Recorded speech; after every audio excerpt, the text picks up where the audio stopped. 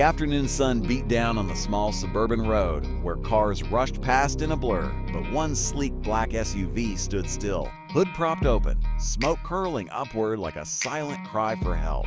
Inside, Elena Carter sat tapping her manicured nails against the steering wheel, her patience thinning with every second. She was the kind of woman who carried herself with an air of confidence and polish, a young businesswoman in her late 20s who was used to solving problems quickly and moving on. But now, stranded with no phone signal and no idea what had gone wrong with her car, she was frustrated in a way she hadn't felt in years. She stepped out, heels clicking against the asphalt, fanning herself against the relentless heat. Great. Just perfect, she muttered under her breath, pacing a little.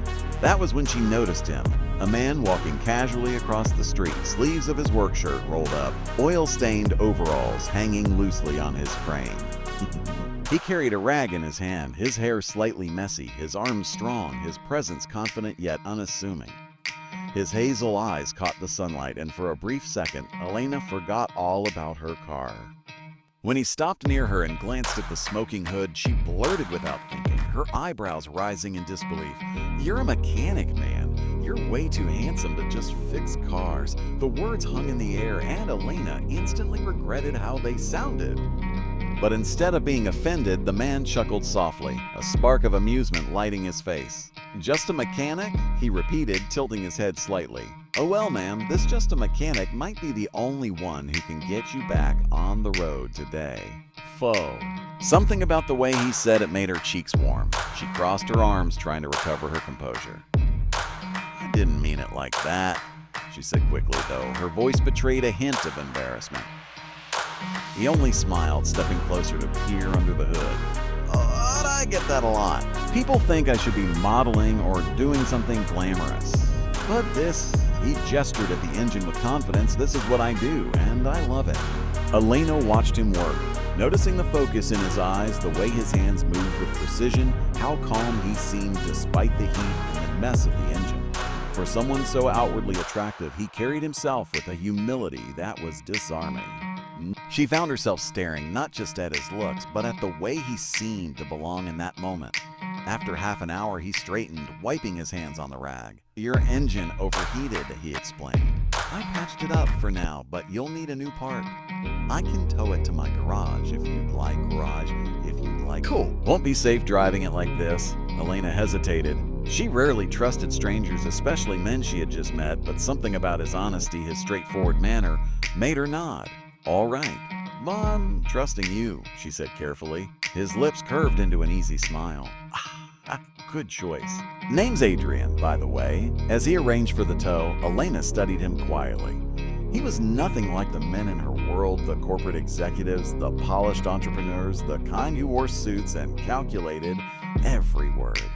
Adrian was real, unpolished, yet confident in a way that didn't need validation.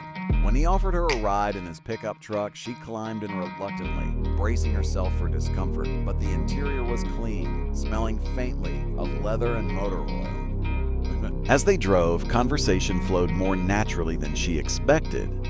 She learned that Adrian had inherited the garage from his father, that he had grown up in this very neighborhood, that he worked long hours, not because he had to, but because he wanted to. "You could have left," she said at one point, curiosity in her voice. "You're smart, charming, and clearly, well, you could do anything." "Why stay here?" Adrian kept his eyes on the road, his voice calm. "Maybe I could have. I got offers, jobs in the city, even a chance to start fresh somewhere else. But fixing cars, helping people, it makes me happy. Isn't that enough?" His words struck something deep inside her. Elena came from a world where happiness was measured by status, by luxury, by how fast you climbed the ladder of success. But here was a man content with simple purpose, and it unsettled her in ways she couldn't name. At the garage, Adrian set to work again. The place smelled of oil and rubber, the walls lined with tools, the floor scattered with spare parts, but it wasn't lifeless. There was warmth there, in the way he greeted his coworkers, in the laughter that spilled from the small radio playing in the corner, in the ease with which he moved around the space.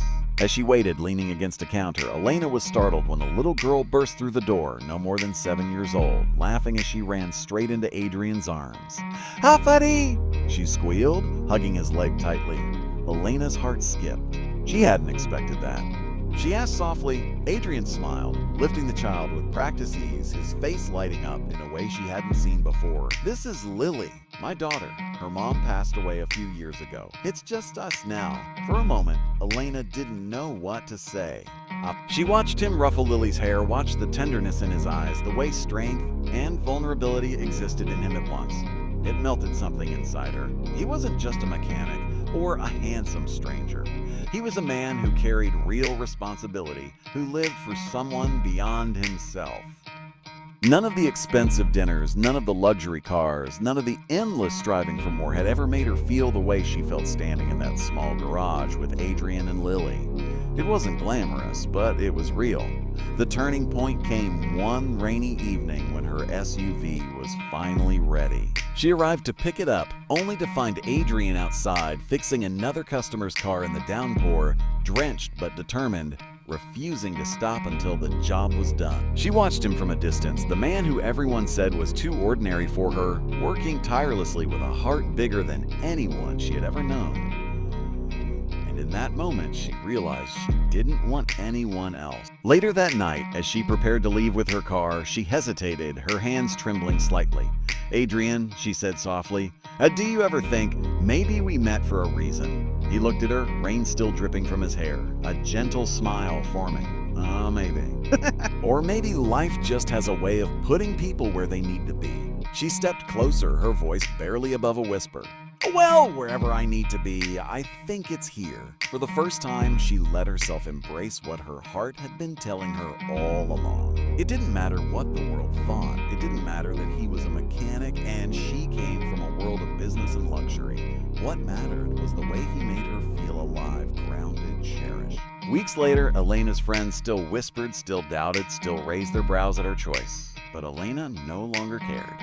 She had traded their shallow approval for something far greater, for evenings spent laughing in a small garage, for the warmth of Lily's hug, for the quiet strength of a man who needed no title to prove his worth. And every time she looked at Adrian, she remembered the first words she had said to him, words that had once been careless but now carried a deeper truth.